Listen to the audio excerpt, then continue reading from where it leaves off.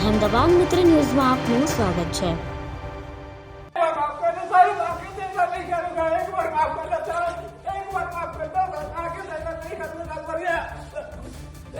અમદાવાદના ચર્ચિત જોધપુર દુષ્કર્મ કેસના આરોપી ધરમસિંહે મધરાતે પંચનામાની કાર્યવાહી દરમિયાન પોલીસ કાફલા પર અચાનક હુમલો કરી ભાગવાનો પ્રયાસ કર્યો હતો। પોલીસે સ્વબચાવમાં ચલાવેલી ગોળી આરોપીના પગમાં વાગતા તે જમીન પર ઢળી પડ્યો। ઝપાઝપીમાં એક પોલીસકર્મી પણ ઘાયલ થતા બંનેને તાત્કાલિક સારવાર અર્થે સિવિલમાં ખસેડાયા। હોસ્પિટલ પહોંચેલા આરોપીએ પહેલા લંગડાતા અને સ્ટ્રેચર પરથી પણ બંને હાથ જોડી સતત પોલીસ સમક્ષ માફીની ભીખ માંગતા એક જ વાતનું રટણ કર્યું હતું કે સાહેબ હવે પછી આવું નહીં થાય, એકવાર માફ કરી દો। ફાયરિંગની આ ગંભીર ઘટનાને પગલે જેસીપી અને ડીસીપી સહિતના ઉચ્ચ પોલીસ અધિકારીઓ સિવિલ દોડી ગયા હતા। ઝોન 7 ડીસીપી શિવમ વર્માએ જણાવ્યું કે આરોપી વિરુદ્ધ બોડકદેવ પોલીસ સ્ટેશનમાં વધુ એક ગુનો નોંધવામાં આવશે। પોલીસકર્મીની આરોપી બંને ઇજાગ્રસ્તો સારવારમાં છે। આનંદનગર પોલીસ દુષ્કર્મના આરોપી ધર્મસિંહને લઈને પંચનામું કરવા હેબતપુર ખાતે ગઈ હતી, જ્યાંથી આરોપીએ ફેંકેલા 2 મોબાઈલ ફોન મળી આવ્યા અને આ દરમિયાન પોલીસનું પંચનામું ચાલી રહ્યું હતું ત્યારે આરોપી ધરમસિંહે પીઆઈઆરએસ પરમારની પિસ્તોલ ઝૂંટવાનો પ્રયાસ કર્યો। ત્યારે પીઆઈએ પિસ્તોલમાંથી એક રાઉન્ડ ફાયરિંગ કર્યું હતું, જેમાં કોન્સ્ટેબલ વિરેન્દ્રસિંહ રાઠોડને સાથળના ભાગે ગોળી વાગી હતી। ગઈકાલે આનંદનગર પોલીસ સ્ટેશન વિસ્તારમાં એક રેપના બનાવ બનેલો હતો।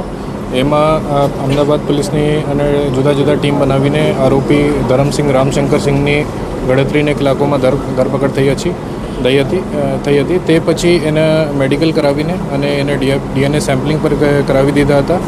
એને આરોપીએ ભોગ બનનારના મોબાઈલ પર ચોરાઈ લીધા હતા, જેને માટે હેબતપુર વિસ્તારમાં એના રિકવરી પંચનામા પોલીસ દ્વારા કરવામાં આવતા હતા। એ દરમિયાન પોલીસથી ભાગવા માટે એને પીઆઈ પરમારની જો પિસ્ટલ છે, સર્વિસ પિસ્ટલ છે, એ ઝૂંટવીને પ્રયત્ન કર્યા। એમાં ઝપાઝપી થઈ અને એ ઝપાઝપીમાં એક પોલીસ કોન્સ્ટેબલને વાગ્યા છે અને એના પછી પોલીસે ઓવરકમ કરવા માટે એને પ્રયત્ન કર્યા અને એમાં બીજી પણ રાઉન્ડ ફાયર થયા। એ રાઉન્ડ એને પગમાં વાગ્યા છે।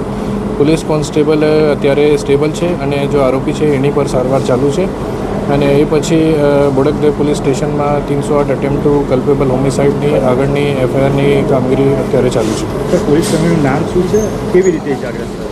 પોલીસ કોન્સ્ટેબલ વિરેન્દ્રસિંહ છે અને એ જે મેં કહ્યું કે એને ઝપાઝપી દરમિયાન એક રાઉન્ડ ફાયર થયા, એ રાઉન્ડમાં એને પગમાં વાગ્યા છે અને અત્યારે સ્ટેબલ છે।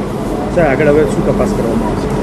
આગળ એની ઉપર એક એફઆઈઆર થશે, જૂની 308 IPC attempt to culpable homicide, અને એની ઉપર તપાસ કરવામાં આવશે।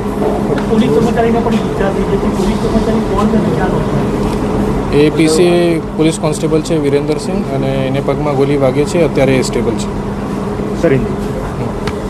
અહેમદાબાદ મિત્ર ન્યૂઝની યુટ્યુબ ચેનલને સબસ્ક્રાઇબ કરો અને બેલ આઇકોન જરૂરથી દબાવો, જેથી દરેક મહત્ત્વના વિડીયોની નોટિફિકેશન તમને મળતી રહે।